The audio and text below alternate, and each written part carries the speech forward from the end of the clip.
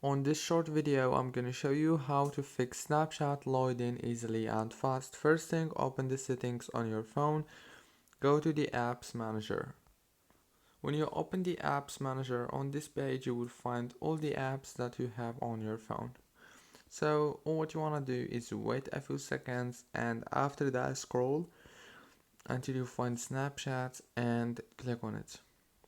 When you click on Snapchat, now all what you want to do here is click on force stop and then go to the data usage and make sure to disable all these options here and enable them back again, and then go back, click on the storage or the internal storage, click on clear data and click on delete.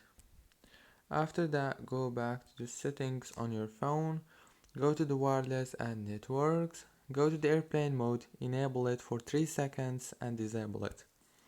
That's it. Don't forget to like, subscribe.